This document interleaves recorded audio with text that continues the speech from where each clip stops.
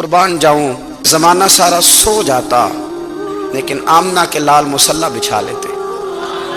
दुनिया सो गई सारी, सब सो गए, जो खुदाम थे, वो जो गुलाम थे, वो सो गए। सही मुस्लिम में लफ्ज मिलेंगे, सैयदा पाक फरमाती हैं, ओ मेरे नबी के गुलामों, मैंने ये रंग भी देखा है कि हुजूर ने इतना खड़े रहे, इतना क़याम किया, इतना क़याम किया कि मुकद्दस पैरों में वरम आ गए, सूज गए पैर। और सारी रात ही हुजूर ने नमाज पढ़ी और एक ही आयत बार बार दोहराई। मस्जिद नबी में बिलाल हबशी ने फजर की अजान दे दी और हुजूर अभी मुसल्ले पे थे। करीम फारिग हुए, मैंने अर्ज़ की, या रसूल अल्लाह सल्लल्लाहु अलैहि वसल्लम, आपके तो सदके अल्लाह अगले पिछलों के गुनाह माफ़ करेगा। तो हुजूर ने फरमाया, आयशा तुमने गिनवाया है ना मेरे अल्लाह की मुझ पर कितनी रहमत है। अफला अकूना अब्दन शुकूरा, फरमाया अगर उसने इतनी नेमतें दी हैं तो क्या मैं उसका शुक्रगुजार बंदा ना बनूं? मैं शुक्रगुजार बंदा ना बनूं उसका? फिर अगर इतनी नेमतें उसने दी हैं, मुझे इतना नवाजा है, तो फिर मैं उसके सामने सजदे ना करूं? ओ मेरे भाई, बड़े काबिल फ़ख्र लोग हैं हम कि हम नबी पाक के गुलाम हैं। हम काबिल फ़ख्र हैं कि नबी करीम के गुलाम हैं। क्या कभी इस गुलामी के शुक्राने में भी दो नफल पढ़े कि या अल्लाह तेरा शुक्र है तूने हमें हुजूर का गुलाम बनाया? याद रखें कि अपनी रूहानी जिंदगी को आबाद करें, इस्तिग़फ़ार पढ़ें, तस्बीहात करें। हज़रत अब्दुल्ला इब्ने उमर को नबी पाक ने फरमाया था, राजुलुन सालिह, ये नेक बंदा है, ये मुत्तकी आदमी। हज़रत अब्दुल्ला इब्ने उमर रदी अल्लाह ताला अन्हु सैयदना फारूक आज़म रदी अल्लाह ताला अन्हु के साहिबजादे हैं और इनकी हमशीरा सैयदा हफ्सा रदी अल्लाह ताला अन्हा हुजूर की ज़ौजा मोहतरमा। एक दिन अपनी हमशीरा से कहने लगे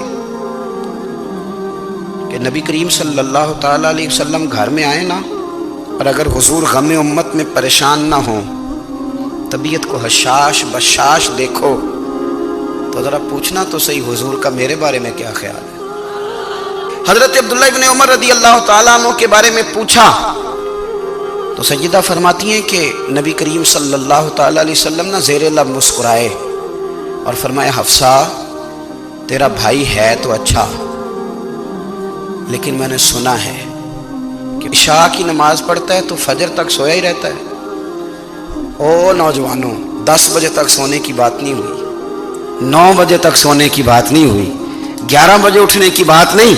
हुजूर फरमाने लगे, मैंने सुना है कि इशा की नमाज पढ़ के सो जाता है और फजर तक सोया ही रहता है।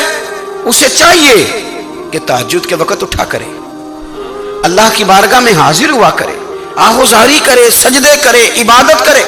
उठता है और फजर में जाके उठता है। हज़रत जनाब हफ्सा रदी अल्लाह ताला अन्हा कहती है, मैंने जनाब अब्दुल्ला इब्ने उमर को पैगाम दिया और मैंने कहा, मेरे जवान भाई सुन, नबी पाक ने फरमाया, है तो अच्छा पर तहज्जुद में नहीं उठता, नफल नहीं पढ़ता।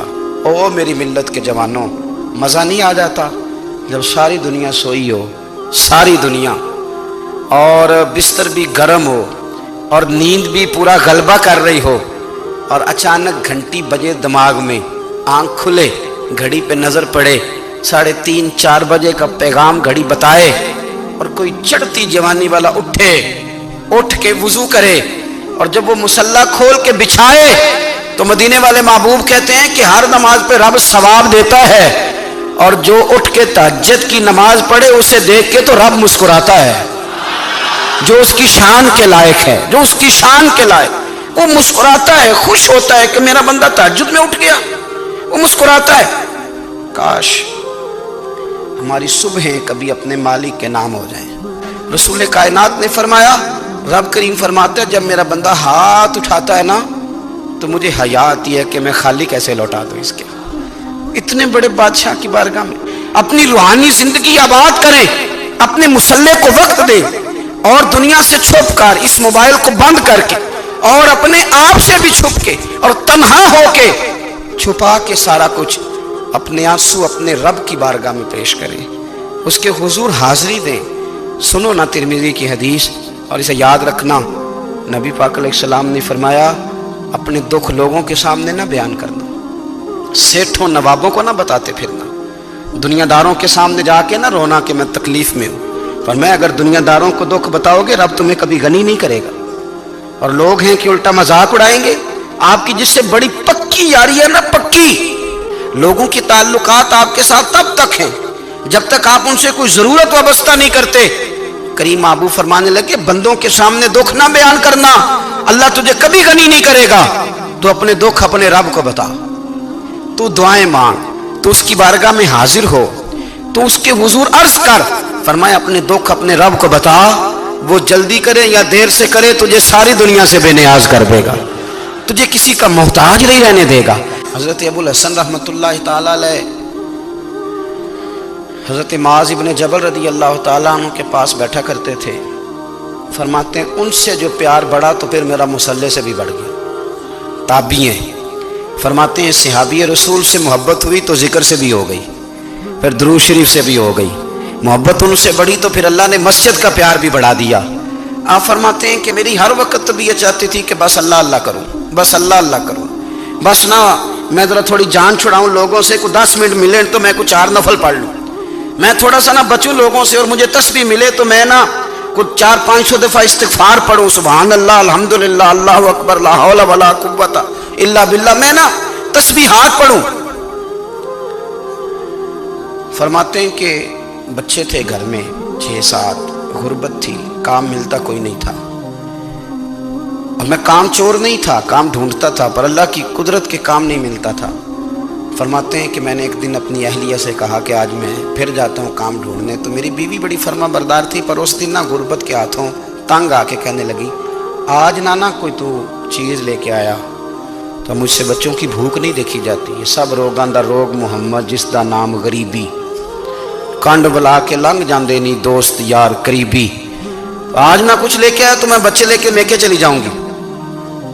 شیخ فرماتے ہیں کہ میں بڑا پریشان گھر سے نکلا، پر میں نے صبح سے لے کے زور تک کام ڈھونڈا، کام ملا کوئی نہیں، تو میرے دل میں خیال آیا چلو کام نہیں ملتا تو اللہ اللہ تو کرے نا، چلو بندوں کی مزدوری نہیں ملتی تو رب کریم کی عبادت ہی کرتے ہیں۔ فرماتے ہیں کہ میں نے نا فرات کے پانی سے وضو کیا، نہر کے، شدید دھوپ تھی، ساتھ ریت تھی اور ریت تپ رہی تھی، میں نے اپنا رومال وہیں مصلی کے طور پر بچھا لیا، اور فرماتے ہیں کہ زور سے لے کر عصر تک نماز پڑھی، دھوپ بھی پورے زور پہ، پر میرے سجدے کا ذوق بھی پورے زور پہ۔ فرماتے ہیں سورج بھی چمک رہا ہے اور رب کی عبادت کا ذوق بھی پورے زور پہ، میں سجدہ کروں تو پھر میرا اٹھانے کو جی نہ چاہے۔ میرے استاد لکھا کرتے تھے، یہ ان کا شعر ہے، وہ کہا کرتے تھے مجھے سوز دے، مجھے ساز دے، اور مجھے نیم شب کا نیاز دے، دم سجدہ خود کو میں توڑ دوں، مجھے ایسا ذوق نماز دے، اور میں تیری بہار کا پھول ہوں، میں کھلا بھی ہوں تو تیرے لیے، مجھے میری شاخ سے توڑ لے، مجھے اپنی زلف کا ناز دے۔ بھائی فرماتے ہیں کہ عصر تک میں نے نفل پڑھے، دل ڈھلنے لگا، عصر کی نماز پڑھی اور میں وہاں سے چلا۔ اب میں جب نکلنے لگا تو دل میں خیال آیا کہ چھوٹی چھوٹی دیواریں ہیں گھر کی، بغیر کچھ لیے جاؤں گا تو بیوی دور سے دیکھے گی تو شور کرے گی کہ پھر خالی ہاتھ آ گیا ہے۔ کہتے میں نے اپنی اسی رومال میں جس پہ میں نے نماز پڑھی تھی نا، رومال میں کی آخی دے پنجابی جسافہ کہتے ہیں، اسی میں نا میں نے کچھ ریت بھر لی کہ وہ دور سے دیکھے گی تو سمجھے گی کچھ لے کے آیا ہے، چلو جا کے اسے بتا دوں گا کہ آج پھر مزدوری نہیں ملی۔ کہتے ہیں وہ ریت لے کر جب میں گھر میں گیا تو پہلے بیوی دروازے پہ کھڑی ہوتی تھی، پوچھتی تھی خالی ہاتھ آ گئے ہو؟ آج میں نے دیکھا تو ہے ہی کوئی نہیں۔ فرماتے ہیں میں اندر داخل ہوا، سلام لیے، کونے میں میں نے وہ رومال رکھ دیا اور میں نے آواز دی کہ بھلی مانس کہاں ہو؟ تو وہ کہنے لگی آپ منہ ہاتھ دھو لیں، میں روٹی لے کے آئی۔ میں نے کہا روٹی کہاں سے آ گئی؟ یہاں تو کئی دنوں کے فاقے، تو کئی دنوں کی غربت ہے، یہاں تو اس گھر میں تو فقیری ہے۔ فرماتے ہیں کہ وہ روٹی لے کے آئی اور اس وقت کی جو موجودہ نعمتیں تھیں، سمجھ لیں سلاد، اچار، ہر چیز ساتھ لائی۔ میں نے کہا کہ بچے کہاں گئے؟ کہنے لگی وہ کھانا کھا کے کھیلنے گئے، آپ کھانا کھا لیں آ جاتے۔ کھانا اس نے چن دیا۔ میں نے حیرت انگیز لہجے میں ساری نعمتیں اپنے دسترخوان پہ دیکھ کر کے بیوی سے پوچھا یہ کہاں سے آیا کھانا؟ بچوں کو تو نے کہاں سے کھانا کھلایا؟ یہ سارا کچھ کیسا ہے؟ کہنے لگی پتہ نہیں آج آپ کس کریم کی مزدوری کرنے چلے گئے تھے، پتہ نہیں کس کریم کی، میرے گھر میں تو اتنی نعمتیں آئی ہیں کہ مجھ سے سنبھالی نہیں جا رہی۔ اتنا اناج ہے، اتنا گندم ہے، کس کریم کے دروازے آج چلے گئے تھے؟ یہ کہتے کہتے وہ اٹھی اور اٹھ کر کے کہنے لگی پہلے بڑا کچھ آیا تھا، اب کیا لے آئے؟ اور جا کر کے نا اس نے وہ ریت والا رومال کھولا، کہنے لگے میں تو لے کے آیا تھا ریت، تو میرے رب نے اسے بھی سونے اور ہیرے بنا دیا تھا۔ میرے نبی پاک صلی اللہ تعالی علیہ وسلم نے فرمایا ہر چیز اپنے رب سے مانگ، ہر چیز مانگ، ہر چیز مانگ۔ یا رسول اللہ کیا کچھ؟ میرے محبوب نے فرمایا تیرے گھر میں نمک بھی ختم ہو جائے تو وہ بھی اپنے رب سے مانگا کر، تو مانگنا وہ تجھے دے گا، تو اس کی بارگاہ میں کشکول طلب دراز تو کرنا۔ ایک بزرگ فرماتے ہیں میں نے دعا مانگنے کا طریقہ اپنی بیوی سے سیکھا۔ دعا مانگنے کا طریقہ اپنی، سیکھنے والے تو اپنے بچوں سے بھی سیکھ لیتے ہیں، سیکھنے والے تو ہر ایک سے سیکھتے ہیں۔ وہ کہتے ہیں میں نے دعا مانگنے کا سلیقہ اپنی بیوی سے سیکھا ہے۔ حضرت وہ کس طرح؟ فرمانے لگے میری بیوی نے نا مجھے کوئی کام بتایا، کچھ پیسوں کی ضرورت کے لیے کہا، تو میں نے اسے کہا کہ بھئی ابھی میرے پاس نہیں ہے، کچھ دنوں میں آتے ہیں تو میں دے دوں گا۔ عورتوں کی عادت ہوتی ہے وہ بار بار یاد کراتی ہیں، 2-4 دنوں کے بعد پھر اس نے کہا حضرت وہ میں نے کہا تھا کچھ پیسے، میں نے اسے کہا کہ ابھی میرے پاس نہیں ہے، کچھ دنوں میں ملتے ہیں تو میں تمہیں دے دوں گا۔ اس نے کچھ دنوں کے بعد پھر کہا حضور وہ میں نے کچھ پیسے کہے تھے۔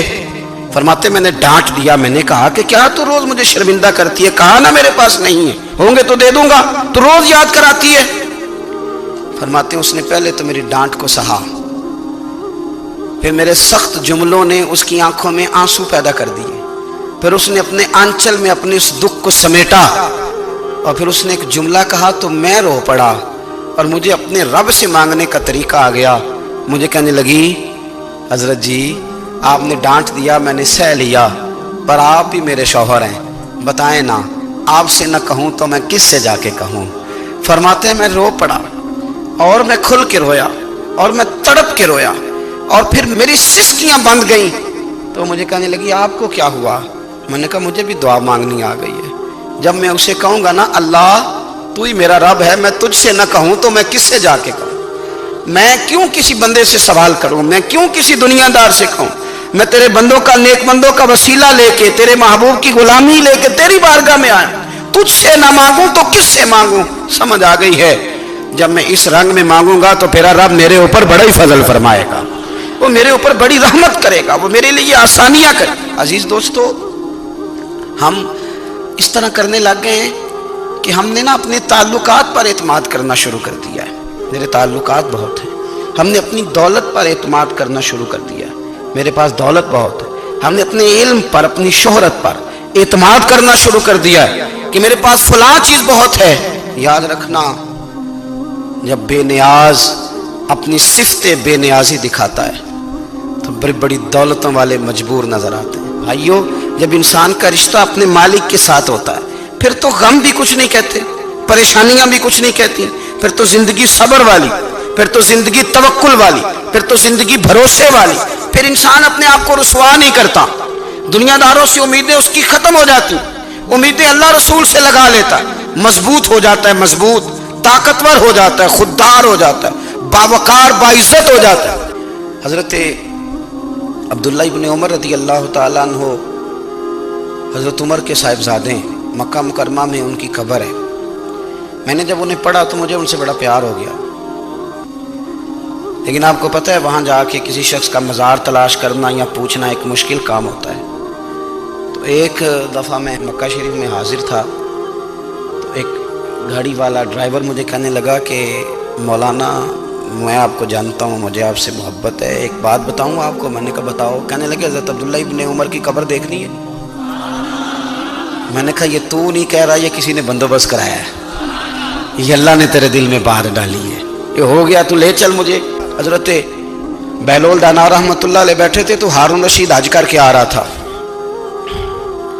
تو رستے میں حضرت شیخ سے ملاقات ہو گئی تو السلام علیکم کے بعد کہنے لگا حضور کوئی حکم ہو تو بتائیے گا۔ تو حضرت بہلول دانا فرمانے لگے تیرا رب کون ہے؟ اس نے کہا اللہ۔ تو فرمایا میرا کون ہے؟ کہا اللہ۔ فرمانے لگے تو بڑا ہی بیوقوف ہے، کیا تو یہ سمجھتا ہے کہ رب ہارون رشید کو تو دے گا اور بہلول دانا کو بھول جائے گا؟